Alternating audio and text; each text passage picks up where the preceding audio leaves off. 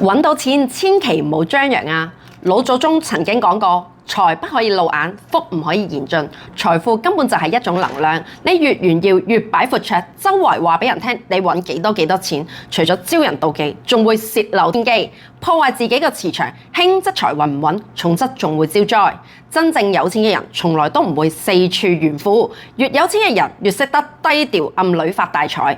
表面睇落同普通人冇乜分別，人字拖嗰啲，實際上內有乾坤。想守住財富三大絕招：第一，惜福唔浪費，就算揾到錢，千祈唔好揮霍無度，用得其所，識得珍惜錢先 keep 住有得用㗎。第二，廣積善緣，幫啲真正有需要嘅人，唔好亂散財。你好運嘅時候賺到錢，識得幫一啲弱勢社群，好多有錢人都會做慈善，越做越有，因為佢哋喺度積緊福德。德行夠先托得住財富，如果唔係就會德不配財，財來招災。第三，財不外露，富不外揚，深藏不露先至係最高級嘅守財智慧，福氣先可以細水長流㗎。下集同你講銀包點樣放錢，啲錢先會追住你。關注我，我係曉嵐老師。